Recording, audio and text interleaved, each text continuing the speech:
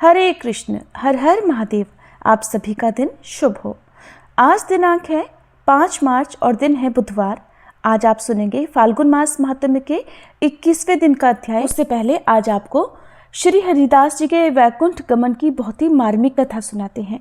कथा को आप पूरा जरूर सुनिएगा।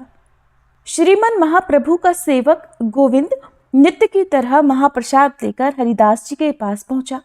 रोज वह हरिदास जी को आसन पर बैठे हुए नाम जपते पाता था। उस दिन उसने देखा हरिदास जी सामने के तख्त पर आंखें बंद किए हुए लेटे हैं और उनके श्रीमुख से अपने आप ही निकल रहा था, हरे कृष्ण कृष्ण कृष्ण हरे हरे, हरे राम राम राम हरे हरे। गोविंद ने धीरे से कहा, हरिदास जी उठो, आज कैसे सुस्ती में पड़े हो। तब कुछ हैरानी के साथ चौंक कर आंखें खोलते हुए भर्राई आवाज में हरिदास जी ने पूछा, कौन? गोविंद ने कहा, कोई नहीं, मैं हूं गोविंद। क्यों, क्या हाल है? पड़े कैसे हो? प्रसाद लाया हूं, लो पालो। तब कुछ क्षीण स्वर में हरिदास जी ने कहा, प्रसाद लाए हो? प्रसाद कैसे पाऊं? तब गोविंद ने कुछ ममता के स्वर में कहा, क्यों क्यों, बात क्या है, बताओ तो सही। तबीयत तो अच्छी है ना? हरिदास जी ने फिर से उसी प्रकार बड़ी कमजोर आवाज में कहा, हाँ तबीयत तो अच्छी है, किंतु आज नाम जप की संख्या पूरी नहीं हुई और बिना संख्या पूरी किए मैं प्रसाद कैसे पाऊं? अब तुम ले आए हो तो अब प्रसाद का अपमान करते हुए भी नहीं बनता। ऐसा कहकर उन्होंने प्रसाद को प्रणाम किया और उसमें से एक कण लेकर अपने मुख में डाल लिया। फिर गोविंद चला गया। उसने सब हाल महाप्रभु से जाकर कहा।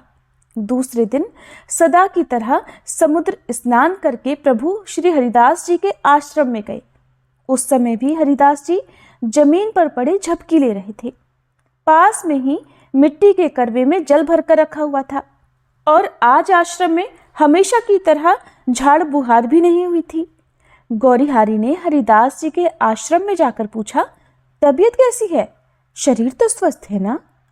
हरिदास जी ने चौंक कर प्रभु को प्रणाम किया और बड़ी कमजोर सी आवाज में कहा, शरीर तो स्वस्थ है, मन स्वस्थ नहीं है। प्रभु ने पूछा, क्यों, मन को क्या क्लेश है, किस बात की चिंता है?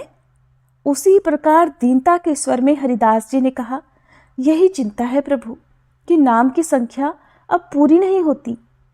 प्रभु ने ममता के स्वर में कुछ बात पर जोर देते हुए कहा, देखो अब तुम इतने वृद्ध हो गए हो, बहुत हठ ठीक नहीं होती। नाम की संख्या कुछ तो कम कर दो। तुम्हारे लिए क्या संख्या और क्या जप, तुम तो नित्य सिद्ध पुरुष हो। तुम्हारे सभी कार्य तो केवल लोक शिक्षा के निमित्त होते हैं। प्रभु की बात सुनकर हरिदास जी ने कहा, प्रभु अब उतना जप होता ही नहीं, अपने आप ही कम हो गया है। हाँ, मुझे आपके श्री चरणों में एक निवेदन करना था। प्रभु पास में ही एक आसन खींच कर बैठ गए और बड़े प्यार से कहने लगे, कहो क्या कहना चाहते हो? अत्यंत ही दीनता के साथ हरिदास जी ने कहा, प्रभु आपके लक्षणों से मुझे प्रतीत हो गया है कि अब आप जल्दी ही लीला संवरण करना चाहते हैं। प्रभु मेरी श्री चरणों में यही अंतिम प्रार्थना है कि ये दुखप्रद दृश्य मुझे अपनी आंखों से न देखना पड़े। प्रभु मेरा हृदय फट जाएगा, मैं इस प्रकार हृदय फटकर मृत्यु नहीं चाहता। मेरी तो मनोकामना यही है कि नेत्रों के सामने आपकी मनमोहिनी सूरत हो, हृदय में आपके सुंदर स्वर्ण वर्ण की सलोनी सूरत हो, जिह्वा पर मधुराति मधुर श्री कृष्ण चैतन्य ये त्रिलोक के पावन नाम हो और आपके चारों चरित्रों का चिंतन करते करते मैं इस नश्वर शरीर को त्यागूं। यही मेरे साथ है, ये मोर उत्कट अभिलाषा है। प्रभु आप तो ईश्वर हैं, सब कुछ करने में समर्थ हैं। इस भिक्षा को तो आप मुझे अवश्य ही दीजिए। तब प्रभु ने डबडबाई आंखों से कहा, हरिदास लगता है अब तुम लीला संवरण करना चाहते हो। देखो ये बात ठीक नहीं है। पुरी में मेरा और कौन है? तुम्हारी ही संगति से तो मैं यहाँ पड़ा हुआ हूँ। हम तुम साथ ही रहे, साथ ही संकीर्तन किया, अब तुम मुझे अकेला छोड़कर जाओगे, ये तो ठीक नहीं है। धीरे धीरे खिसक कर प्रभु के पैरों में मस्तक रगड़ते हुए हरिदास जी कहने लगे, प्रभु ऐसी बात फिर कभी अपने श्रीमुख से मत निकालिएगा। मेरा जन्म तो म्लेच्छ कुल में हुआ। जन्म का अनाथ, अनपढ़ और अनाश्रित, संसार से तिरस्कृत और श्रीहीन कर्मों के कारण अत्यंत ही अधम, उस पर भी आपने मुझे अपनाया। नरक से लेकर मुझे स्वर्ग में बिठाया। बड़े बड़े क्षत्रिय ब्राह्मणों से सम्मान करवाया। त्रिलोक के पावन पुरुषोत्तम क्षेत्र का देव दुर्लभ वास प्रदान किया। प्रभु, दीनहीन कंगाल को रंक से चक्रवर्ती बना दिया। ये आप ही की तो सामर्थ्य है। आप करनी न करनी कुछ भी कर सकते हैं। आपकी महिमा का पार भला कौन पार कर सकता है। मेरी प्रार्थना को स्वीकार कीजिए और मुझे अपने मनोवांछित वरदान को दीजिए। प्रभु ने गदगद कंठ से कहा, हरिदास, तुम्हारी इच्छा के विरुद्ध करने की भला सामर्थ्य किसकी है। जिसमें तुम्हें सुख हो वही करो। प्रभु इतना कहकर अपने स्थान को चले गए। महाप्रभु ने गोविंद से कह दिया कि हरिदास की अब खूब देख रेख करो। अब वे इस 5 भौतिक शरीर को छोड़ना चाहते हैं। गोविंद प्रसाद लेकर रोज जाता था, किंतु हरिदास जी की भूख तो अब समाप्ति हो गई थी। फूटे हुए फोड़े में पुलटिस बांधने से भला लाभ ही क्या। छिद्र हुए घड़े में जल रखने से लाभ ही क्या। उसमें अब जल सुरक्षित नहीं रहेगा। महाप्रभु नित्य हरिदास जी को देखने आया करते थे। एक दिन उन्होंने देखा कि हरिदास जी के शरीर की दशा अत्यंत ही शोचनीय है। वे उसी समय अपने आश्रम पर गए और उसी समय गोविंद के द्वारा अपने सभी अंतरंग भक्तों को बुलवाया। सबके आ जाने पर प्रभु उन्हें साथ लेकर हरिदास जी के आश्रम में जा पहुंचे। हरिदास जी पृथ्वी पर पड़े हुए धीरे धीरे हरे कृष्ण कृष्ण कृष्ण हरे हरे, हरे राम राम राम हरे हरे इस महामंत्र का जप कर रहे थे। प्रभु ने पूछा, क्यों हरिदास, कहो क्या हाल है। आपने जैसा रखा है वैसा ही हूँ प्रभु, सब आनंद है। ऐसा कहकर हरिदास ने बड़े कष्ट के साथ करवट बदली। महाप्रभु उनके मस्तक पर धीरे धीरे हाथ फिराने लगे। राय रामानंद, सार्वभौम भट्टाचार्य, स्वरूप दामोदर, वक्रेश्वर पंडित, गदाधर गोस्वामी, काशीश्वर, जगदानंद पंडित आदि सभी अंतरंग भक्त हरिदास जी को चारों ओर से घेर कर बैठ गए। धीरे धीरे भक्तों ने संकीर्तन आरंभ किया। भट्टाचार्य जोश में आकर उठ खड़े हुए और जोरों से नृत्य करने लगे। अब तो सभी भक्त उठकर और हरिदास जी को घेर कर जोरों के साथ गाने बजाने और नाचने लगे। संकीर्तन की कर्ण प्रिय ध्वनि सुनकर सैकड़ों आदमी वहां एकत्रित हो गए। कुछ क्षणों के बाद महाप्रभु ने संकीर्तन बंद करा दिया। भक्तों के सहित हरिदास जी को चारों ओर से घेर कर बैठ गए। प्रभु के दोनों कमल के समान नेत्रों में जल भरा हुआ था। कंठ शोक के कारण गदगद हो रहा था। उन्होंने कष्ट के साथ धीरे धीरे रामानंद और सार्वभौम आदि भक्तों से कहना आरंभ किया। हरिदास जी के भक्ति भाव का बखान सहस्त्र मुख वाले शेषनाग जी भी अनंत वर्षों में नहीं कर सकते। इनकी सहिष्णुता, जागरूकता, तितिक्षा और भगवान नाम में अनन्य भाव से निष्ठा आदि सभी बातें परम आदर्श और अनुकरणीय हैं। इनके जैसा वैराग्य था वैसा सभी मनुष्यों में नहीं हो सकता। कोटि कोटि पुरुषों में कहीं खोजने से भी किसी में मिल सके तो मिले, नहीं तो इन्होंने अपना आचरण असंभव सा ही बना लिया था। ऐसा कहकर प्रभु बेतों की घटना, नाग की घटना और इनके संबंध की और प्रलोभन संबंधी दैवी घटनाओं का वर्णन करने लगे। सभी भक्त इनके अनुपमेय गुणों को सुनकर इनके पैरों की धूलि को अपने मस्तक पर मलने लगे।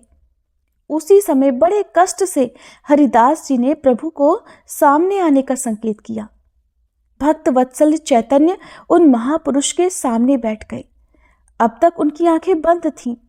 अब उन्होंने अपनी दोनों आंखों को खोल लिया और बिना पलक झपकाए अनिमेष भाव से वे प्रभु के श्रीमुख की ओर निहारने लगे, मानो वे अपने दोनों बड़े बड़े नेत्रों द्वारा महाप्रभु के मनोहर मुखारविंद के मकरंद का तन्मयता के साथ पान कर रहे हों और उनकी दृष्टि महाप्रभु के श्रीमुख की ओर से क्षण भर को भी इधर उधर हटती नहीं थी। सभी मौन थे। चारों ओर केवल नीरवता और स्तब्धता छाई हुई थी। हरिदास जी अत्यंत ही पिपासु की तरह प्रभु की मकरंद माधुरी को पी रहे थे। अब उन्होंने पास में बैठे हुए भक्तों की धीरे धीरे पद धूलि उठाकर अपने कांपते हुए हाथों से शरीर पर मली। उनकी दोनों आंखों की कोरों में से आंसुओं की बूंदें निकल निकल कर पृथ्वी में विलीन होती जाती थीं, मानो वे नीचे के लोक में हरिदास विजयोत्सव का संवाद देने जा रही हों। उनकी आंखों की पलक झपकती ही नहीं थी। जिह्वा से धीरे धीरे श्री कृष्ण चैतन्य इन नामों का ही उच्चारण कर रहे थे। देखते ही देखते उनके प्राण पखेरु इस जीर्ण शीर्ण कलेवर को परित्याग करके न जाने किस लोक की ओर चले गए। उनकी आंखें खुली की खुली रह गईं और उनकी पलक फिर गिरी ही नहीं। मीन की तरह मानो वे पलकहीन आंखें निरंतर रूप से त्रैलोक्य को शीतलता प्रदान करने वाले चैतन्य रूपी जल का आश्रय ग्रहण करके उसी की ओर टकटकी लगाए अविच्छिन्न भाव से देख रही हैं। सभी भक्तों ने एक साथ हरि ध्वनि की। महाप्रभु उनके प्राणहीन कलेवर को अपनी गोदी में उठाकर जोरों के साथ नृत्य करने लगे। सभी भक्त रुदन करते हुए हरि बोल की हृदय विदारक ध्वनि से मानो आकाश के हृदय के भी टुकड़े टुकड़े करने लगे। उस समय का दृश्य बड़ा ही करुणाजनक था। जहां श्री चैतन्य हरिदास जी के प्राणहीन शरीर को गोदी में लेकर रोते रोते नृत्य कर रहे हों, वहां फिर बाकी भक्तों की करुण दशा क्या हुई होगी, इसका आप सभी स्वयं ही अनुमान लगा सकते हैं। और उसका कथन करना तो हमारी शक्ति के बाहर की बात है। इस प्रकार बड़ी देर तक भक्तों के सहित प्रभु कीर्तन करते रहे। इसके बाद श्री जगन्नाथ जी का प्रसादी वस्त्र मंगाया गया। उससे शरीर को लपेटकर उनका बड़ा भारी विमान बनाया गया। सुंदर कलावे की डोरियों से कसकर उनका शरीर विमान पर रखा गया। सैकड़ों भक्त डोल, करतार, झांझ, मृदंग और शंख घड़ियाल तथा घंटे बजाते हुए विमान के आगे आगे चलने लगे। सभी भक्त बारी बारी से हरिदास जी के विमान में कंधा लगाते थे। महाप्रभु सबसे आगे विमान के सामने अपना उन्मत्त नृत्य करते जाते थे। वे हरिदास जी की गुणावली का निरंतर गान कर रहे थे। इस प्रकार खूब धूमधाम के साथ वे हरिदास जी के शव को लेकर समुद्र तट पर पहुंचे। समुद्र तट पर पहुंचकर भक्तों ने हरिदास जी के शरीर को समुद्र जल में स्नान कराया। महाप्रभु अश्रु विमोचन करते हुए गदगद कंठ से कहने लगे, ये समुद्र आज से पवित्र हो गया। अब यह हरिदास जी के अंग स्पर्श से महातीर्थ बन गया। ऐसा कहकर उन्होंने हरिदास जी का पादोदक पान किया। सभी भक्तों ने हरिदास जी के पादोदक से अपने आप को कृतकृत्य समझा। फिर बालू में एक गड्ढा खोदकर उसमें हरिदास जी के शरीर को समाधिस्थ किया गया। क्योंकि वे सन्यासी थे, सन्यासी के शरीर की शास्त्रों में ऐसी ही विधि बताई गई है। प्रभु ने अपने हाथों से गड्ढे में बालू दी और उनकी समाधि पर सुंदर सा एक चबूतरा बनवाया। सभी ने शोकयुक्त प्रेम के आवेश में उन्मत्त होकर समाधि के चारों ओर संकीर्तन किया और फिर समुद्र स्नान करके तथा हरिदास जी की समाधि की परिक्रमा करके सभी ने पुरी की ओर प्रस्थान किया। मार्ग में प्रभु हरिदास जी की प्रशंसा करते करते प्रेम में पागलों की तरह प्रलाप करते जाते थे। सिंह द्वार पर पहुंचकर प्रभु रोते रोते अपना आंचल पसार पसार कर दुकानदारों से भिक्षा मांगने लगे। वे कहते थे, भैया मैं अपने हरिदास का विजयोत्सव मनाऊंगा, मुझे हरिदास के नाम पर भिक्षा दे दो। दुकानदार अपना अपना सभी प्रसाद प्रभु की झोली में डालने लगे। तब स्वरूप दामोदर जी ने प्रभु का हाथ पकड़कर कहा, प्रभु ये आप क्या कर रहे हैं? भिक्षा मांगने के लिए तो हम आपके सेवक ही बहुत हैं। आपको इस प्रकार मांगते देखकर हमें दुख हो रहा है। आप चलिए, जितना भी प्रसाद आप चाहेंगे उतना ही प्रसाद हम लोग मांग मांग कर एकत्रित कर लेंगे। इस प्रकार प्रभु को समझा बुझाकर स्वरूप गोस्वामी ने उन्हें स्थान पर भिजवा दिया और खुद 4-5 भक्तों को लेकर दुकानों पर महाप्रसाद मांगने चले। उस दिन दुकानदारों ने तो उदारता की हद ही पार कर डाली। उनके पास जितना भी प्रसाद था उन्होंने सब कुछ दे डाला। इतने में ही वाणीनाथ, काशी मिश्र आदि बहुत से भक्त मनोप्रसाद लेकर प्रभु के आश्रम पर आ उपस्थित हुए। चारों ओर महाप्रसाद का ढेर लग गया। जो भी सुनता वही हरिदास जी के विजयोत्सव में सम्मिलित होने के लिए दौड़ा आता। इस तरह हजारों आदमी वहां एकत्रित हो गए। महाप्रभु स्वयं अपने हाथों से सभी को परोसने लगे। महाप्रभु का परोसना विचित्र तो होता ही था। एक एक पत्तल पर 4-4, 5-5 आदमियों के योग्य भोजन, और उस पर तारीफ की बात ये कि लोग सभी को खा जाते थे। भक्तों ने आग्रह पूर्वक कहा, जब तक महाप्रभु प्रसाद नहीं पालेंगे तब तक हम में से कोई एक ग्रास भी मुंह में नहीं डालेगा। तब प्रभु ने परोसना बंद कर दिया और पुरा और काशी मिश्र के लाए हुए प्रसाद को पाने लगे, क्योंकि उस दिन प्रभु का उन्हीं के यहाँ निमंत्रण था। महाप्रभु ने सभी भक्तों को खूब आग्रह पूर्वक भोजन कराया। सभी ने प्रसाद पा लेने के बाद हरिध्वनि की। तब प्रभु ऊपर को हाथ उठाकर कहने लगे, हरिदास जी का जिसने संग किया, जिसने उनके दर्शन किए, उनके गड्ढे में बालू दी, उनका पादोदक पान किया, उनके विजयोत्सव में प्रसाद पाया, वो कृतार्थ हो गया। उसे श्री कृष्ण प्रेम की प्राप्ति अवश्य हो सकेगी। वह अवश्य ही भगवत कृपा का भाजन बन सकेगा। ऐसा कहकर प्रभु ने जोरों से हरिदास जी की जय बोली। हरिदास जी की जय के विशाल घोष से आकाश मंडल गूंजने लगा। हरिध्वनि के साथ हरिदास जी का विजयोत्सव इस प्रकार समाप्त हुआ। श्री क्षेत्र जगन्नाथपुरी में टोटा गोपीनाथ जी के रास्ते में समुद्र तट पर अब सुनिए श्री हरिदास जी की सुंदर समाधि बनी हुई है। वहां पर एक बहुत पुराना बकुल यानी मौलसिरी का वृक्ष है और उसे सिद्ध बकुल कहते हैं। अब भी वहां हर वर्ष अनंत चतुर्दशी के दिवस पर हरिदास जी का विजयोत्सव मनाया जाता है। उन महामना हरिदास जी के चरणों में हम सब कोटि कोटि प्रणाम करते हुए उनके इस विजयोत्सव प्रसंग को समाप्त करते हैं। आप सभी प्रेम पूर्वक बोलिए, श्री हरिदास जी की जय। अब सुनिए फाल्गुन मास महात्म्य का आज का अध्याय। मार्कंडेय जी कहते हैं, हे राजन, त्रिपुरी क्षेत्र में ही मरकट तीर्थ भी है। मरकटी तीर्थ के पूर्व भाग में परम उत्तम भृगु तीर्थ स्थित है। कार्तिक की पूर्णिमा को इस तीर्थ में स्नान करके मनुष्य सभी पापों से मुक्त हो जाता है। वहीं पर नरकेश्वर नाम से प्रसिद्ध भगवान शिव हैं, जो स्वर्ग और मोक्ष प्रदान करने वाले हैं। उनके आगे बांस का वृक्ष दिखाई देता है। उसके पूर्व भाग में त्रिलोचन नामक महादेव जी विराजमान हैं। उनके मस्तक पर स्थित तृतीय नेत्र का दर्शन करके मुनिश्रेष्ठ भृगु ने पृथ्वी पर दंडवत प्रणाम किया और इस प्रकार उनकी स्तुति की। भृगु महाराज बोले कि जो सब जीवों के भीतर उनके आत्मा रूप से विराजमान हैं, समस्त भूतों के ईश्वर हैं, कल्याण और ऐश्वर्य प्रदान करने वाले हैं, सबका पाप हर लेने के कारण जिन्हें हर कहते हैं, जो कल्याण स्वरूप, तेज स्वरूप, पशुपति और अखिल विश्व के स्वामी हैं, जिनमें दोष मात्र का सर्वथा अभाव है, और जो नित्य विज्ञान आनंद स्वरूप है, उन भगवान शिव को मैं प्रणाम करता हूँ। हे प्रभु, मैं दूसरों का तिरस्कार करने के पाप से पराजित हूँ, मेरी उस पाप से रक्षा कीजिए। हे परमेश्वर, इस क्षणभंगुर शरीर के प्रति मेरे मन में आत्माभिमान का उदय हो गया है।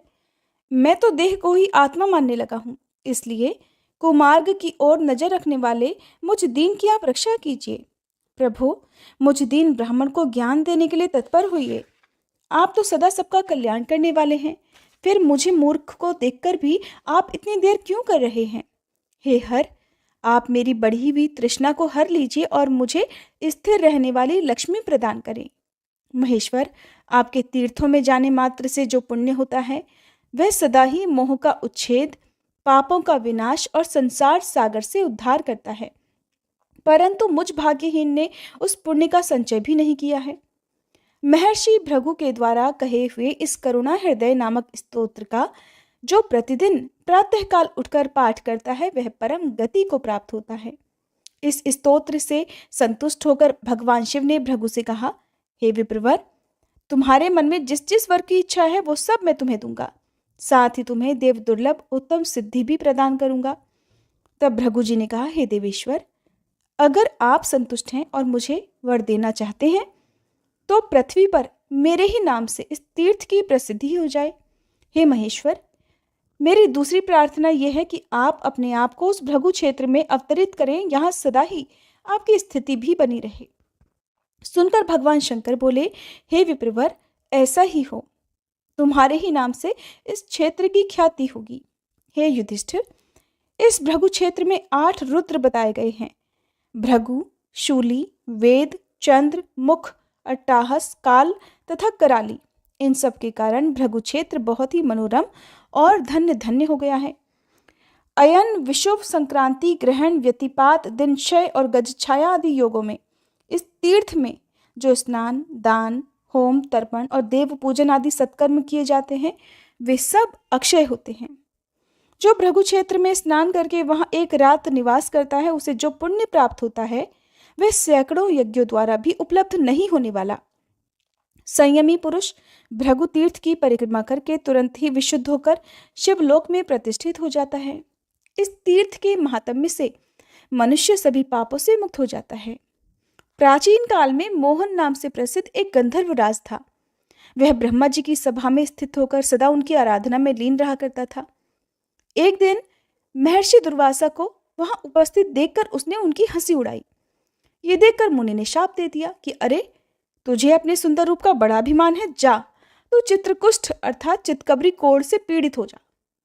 उस शाप से भयभीत होकर गंधर्वराज ने मुनि से कहा, हे विप्रवर, मुझ ज्ञानी पर प्रसन्न होकर आप अपने शाप का अंत कर दीजिए। हे विप्रवर, आप अपने शाप को वापस ले लीजिए। बहुत प्रार्थना करने के बाद दुर्वासा मुनि बोले, हे गंधर्वराज, तू त्रिपुरी में नर्मदा के तट पर जा। वहां सभी भयों का नाश करने वाले साक्षात भगवान सूर्य निवास करते हैं। नर्मदा के उत्तर तट पर उनका स्थान भास्कर तीर्थ के नाम से प्रसिद्ध है। उसमें स्नान करने से तुम पर लगा हुआ ये शाप दूर हो जाएगा। तब वह गंधर्वराज दुर्वासा मुनि को प्रणाम करके नर्मदा जी के तट पर गया। वहां विधि पूर्वक स्नान करके उसने भगवान भास्कर की आराधना की। 3 रात तक आराधना करने पर चौथे दिन प्रातःकाल भगवान सूर्य ने कहा, महाभाग, मैं तुम पर अति प्रसन्न हूं, तुम कोई मनोवांछित वर मांगो। गंधर्व ने कहा, हे देवेश्वर, आपकी कृपा से मेरा यह चित्रकुष्ठ रोग दूर हो जाए। भगवान सूर्य बोले, तथास्तु। इसके बाद वह गंधर्व शाप से मुक्त होकर अपने लोक को चला गया। हे युधिष्ठिर, भास्कर तीर्थ में पुत्र की इच्छा से सावित्री देवी की आराधना की जाती है। वहां स्नान करके सूर्य देव का पूजन करने से मनुष्य पुत्रवान और रोग मुक्त हो जाता है। वहीं दक्षिण भाग में कोटीश्वर महादेव हैं। उनका विधि पूर्वक पूजन करने से मनुष्य कोटि लिंगों की पूजा का फल प्राप्त कर लेता है। जो स्वाधीन अथवा पराधीन होकर भी वहां प्राणों का त्याग करता है वह सब पापों से मुक्त होकर शिवलोक में प्रतिष्ठित हो जाता है। श्री मार्कंडेय जी आगे कहते हैं, हे धर्मराज, कोटि तीर्थ के दक्षिण भाग में नर्मदा नदी के तट पर ही सोम तीर्थ है, जो भगवान सोम अर्थात चंद्रमा द्वारा आराधित है। वहां स्नान करके मनुष्य स्वर्गलोक में जाते हैं और जिनकी वहां मृत्यु होती है वे फिर इस संसार में जन्म नहीं लेते हैं। सोमदेव के दक्षिण भाग में शक्रेश्वर महादेव विराजमान हैं। पूर्व काल में देवराज इंद्र ने वहां संपूर्ण कामनाओं की सिद्धि के लिए भगवान शिव की आराधना की थी। वहीं ब्रह्मकुंड नाम से प्रसिद्ध एक दूसरा तीर्थ भी है, जहां नर्मदा नदी की धारा उत्तर की ओर बहती है और वहां पर साक्षात भगवान विष्णु निवास करते हैं। महाराज, वहां स्नान करके मनुष्य विष्णु लोक में जाता है। अमावस्या और व्यतिपात योग में वहां तिल और जल की अंजलि देने से तथा श्राद्ध करने से पितरों को अक्षय तृप्ति मिल जाती है। राजन, जहां उत्तर वाहिनी नर्मदा, पश्चिम वाहिनी गंगा और पूर्व वाहिनी सरस्वती प्राप्त हो, उस क्षेत्र की अवश्य ही यात्रा करो। ब्रह्मकुंड के उत्तर भाग में सनातन देव लक्ष्मीपति भगवान मधुसूदन अम्बरीश के नाम से विख्यात हैं। राजन, जो एकादशी को वहां स्नान करके भगवान की पूजा करता है वह सब पापों से मुक्त हो जाता है और अंत में भगवान विष्णु के लोक में जाता है।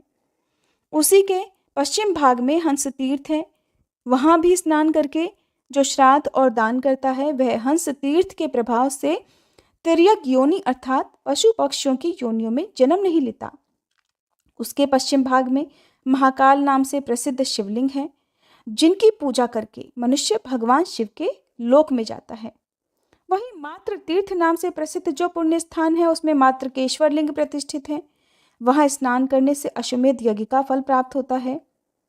वहां से पश्चिम ब्रह्मेश्वर लिंग है, जिसकी आराधना साक्षात ब्रह्मा जी ने की है। वह शीघ्र ही समस्त कामनाओं के अनुसार फल देने वाला है। उससे पश्चिम भाग में सिद्धेश्वर नामक प्रसिद्ध शिवलिंग है। उसी के पास सब पापों का नाश करने वाला सिद्धेश्वर तीर्थ है। वहां स्नान करने से स्वर्गलोक की प्राप्ति होती है और जो वहां मृत्यु को प्राप्त होते हैं उनका फिर इस संसार में दोबारा जन्म नहीं होता। पौष मास के शुक्ल पक्ष की अष्टमी तिथि को विधि पूर्वक उनकी पूजा करके मनुष्य स्वर्गलोक में आदर पाता है। उससे उत्तर भाग में विश्वविख्यात संगम तीर्थ है। वहां गंगा, यमुना और नर्मदा का नित्य संगम जानना चाहिए। महाराज, उसमें स्नान करने वाले को अश्वमेध यज्ञ का फल प्राप्त होता है। उस तीर्थ में पितरों का श्राद्ध अवश्य ही करना चाहिए। वह उनकी प्रसन्नता को बढ़ाने वाला और मोक्ष प्रदान करने वाला होता है। तब धर्मराज ने पूछा, हे मुनिश्रेष्ठ, इस तीर्थ में गंगा और यमुना जी कैसे आई, ये प्रसंग भी विस्तार पूर्वक बताइए। तब मार्कंडेय मुनि इस प्रकार बोले, हे राजन, त्रिपुरी में मतंग नामक एक प्रसिद्ध धर्मपरायण राजर्षि रहा करते थे। वे भगवान शिव के भक्त, महान योगी और वेद वेत्ताओं में श्रेष्ठ थे। एक दिन तपस्वी मतंग मुनि के समीप उसी मार्ग से जाते हुए सप्त ऋषिगण आए। उन्होंने उन ऋषियों को नमस्कार करके अर्घ्य और पाद्य आदि के द्वारा उन सब की पूजा की। जब वे सब लोग कुशा के आसन पर विराजमान हो गए, तब मतंग मुनि विनय पूर्वक बोले, महर्षियों, आज मैं धन्य हो गया, क्योंकि आज मेरे यहाँ श्राद्ध के दिन आप जैसे महात्मा ब्राह्मण जो पधारे हैं।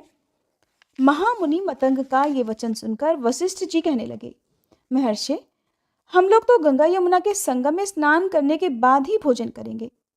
तब मतंग जी ने कहा कि अच्छा, आज यही गंगा यमुना के संगम में आप लोगों को स्नान करना होगा। ऐसा कहकर मुनि ने ध्यान में लीन होकर माँ गंगा और यमुना जी का आह्वान किया। उनके आह्वान मात्र से ही गंगा और यमुना दोनों नदियां तुरंत ही वहां चली आईं। तब मतंग जी ने कहा, मुनिवरों, अब आप लोग गंगा यमुना के संगम में स्नान करें। सप्त ऋषि महात्मा मतंग का यह अद्भुत कर्म देखकर मन ही मन बड़े विस्मित हुए।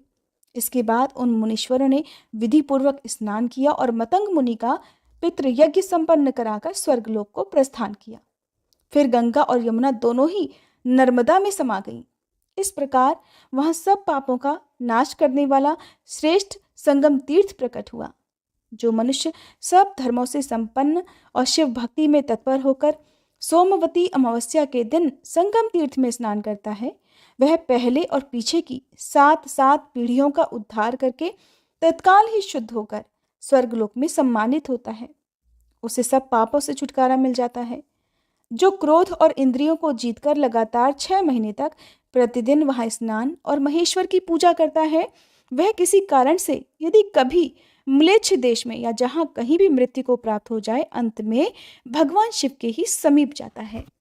धर्मराज युधिष्ठिर को आगे बताते हुए मार्कंडेय जी कहते हैं, हे राजन, जो मनुष्य ध्रुव तीर्थ में स्नान करके ध्रुवेश्वर महादेव जी का भक्तिपूर्वक पूजन करता है, वह शुभ विद्याधर लोक में 1,00,000 वर्षों तक राजा के पद पर प्रतिष्ठित होता है। नर्मदा तट पर एक नाक्षत्र नामक तीर्थ है, जहां सब पापों का नाश करने वाले ऋषेश्वर महादेव प्रतिष्ठित हैं। वहां 27 नक्षत्र सिद्धि को प्राप्त हुए हैं। उस तीर्थ में स्नान करके लोग स्वर्ग में जाते हैं और जिनकी वहां मृत्यु होती है, वे फिर जन्म ना लेकर मुक्त हो जाते हैं। इसके बाद वराह नाम से विख्यात एक श्रेष्ठ तीर्थ है, जहां कल्याणदायिनी नर्मदा शुक्रा के नाम से जानी जाती हैं। वहां एकादशी तिथि को स्नान करके शास्त्रोक्त दान आदि सत्कर्म करने के बाद जो विष्णुपरायण व्रती पुरुष द्वादशी को शुद्ध भाव से गंध, पुष्प, धूप, दीप और नैवेद्य आदि के द्वारा भगवान वराह की पूजा करता है, वह भगवान विष्णु के वैकुंठ धाम में सदा आनंद भोगता है। जो ब्रह्मचर्य का पालन करते हुए क्रोध को जीतकर वैष्णव धर्म में तत्पर होकर भक्ति पूर्वक वैष्णव ब्राह्मणों को भोजन कराता है तथा विष्णु धर्म लिखवाकर क्षेत्रीय ब्राह्मणों को निवेदित करता है, उसे ब्रह्मा, विष्णु और शिवजी तीनों देवता वरदान देते हैं। विद्यादान से बड़ा और कोई दान नहीं है। उसके प्रभाव से दाता को सब फल प्राप्त हो जाता है।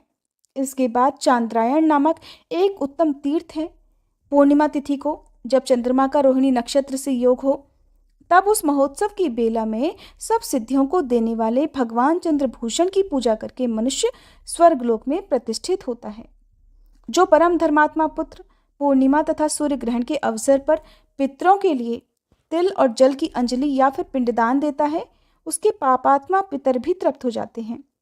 वहीं पर द्वादशादित्य तीर्थ है, वह उत्तरायण काल में पुण्य की वृद्धि करने वाला है।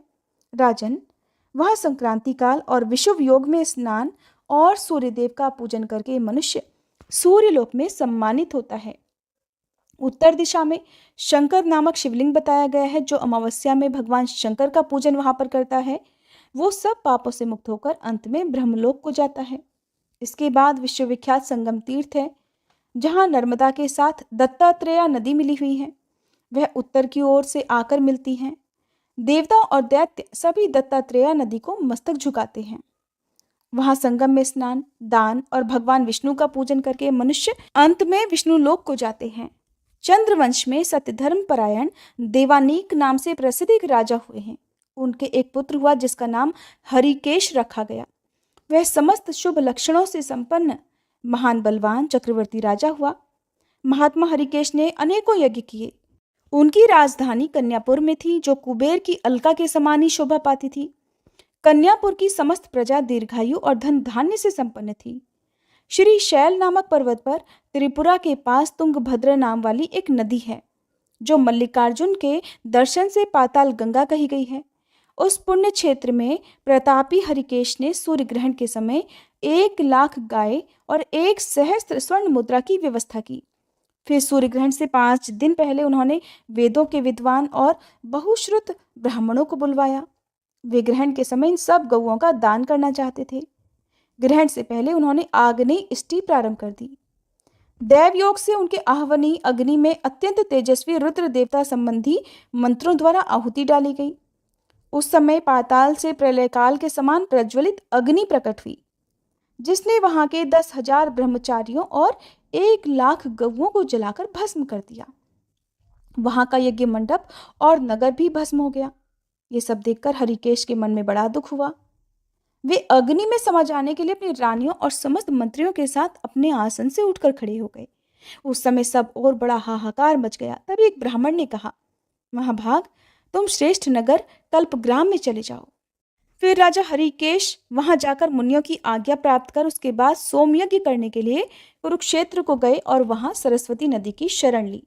वहां पहुंचकर उन्होंने शिवजी, विष्णुजी और सरस्वती देवी का स्तोत्र और जप किया। फिर वे बोले, मैं अब कुरुक्षेत्र को जाऊंगा और कुरुक्षेत्र में ही रहूंगा। कुरुक्षेत्र का तो नाम लेने से भी मनुष्य पाप मुक्त हो जाता है। संपूर्ण शब्द रूपी महाऔषधों से जिन्होंने समस्त जीवों के कलंक को धो डाला है, जिनके तीर्थों का मुनिगण भी सेवन करते हैं, वे सरस्वती देवी मेरे सभी पापों का नाश करें। राजा का ये वचन सुनकर पापों का अपहरण करने वाली, पापों को भस्म करने वाली देवी सरस्वती ने कहा, राजन, दुख छोड़ो और मेरा श्रेष्ठ वचन सुनो। तुम्हारे यज्ञ में 10,000 ब्रह्महत्या और 1,00,000 गौ हत्या हुई है।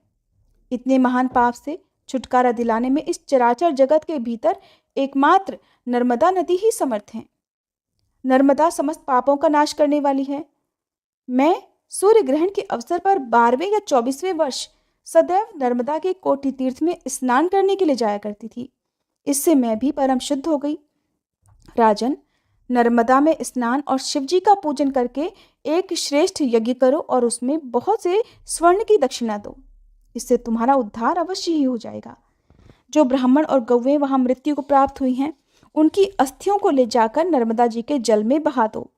उस जल का स्पर्श होने से उन सब को देवलोक की प्राप्ति हो जाएगी और नर्मदा जी के जल और तिल की अंजलि देने से उन सब की उत्तम मुक्ति भी हो जाएगी।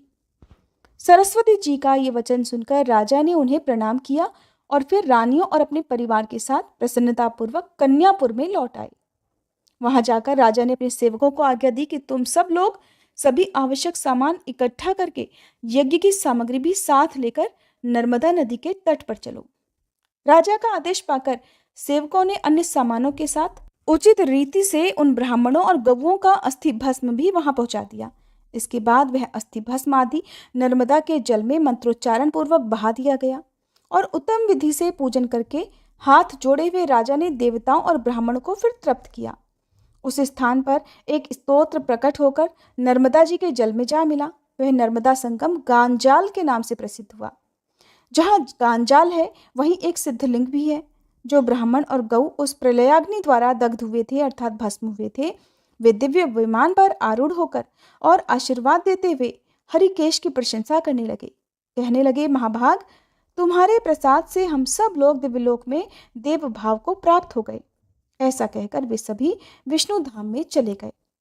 राजाओं में श्रेष्ठ हरिकेश भी अत्यंत प्रसन्नता के साथ लोक पावनी नर्मदा देवी को नमस्कार करके एकाग्रचित्त होकर उनकी स्तुति करने लगे कि हे सरिताओं में श्रेष्ठ नर्मदे, आपको नमस्कार है।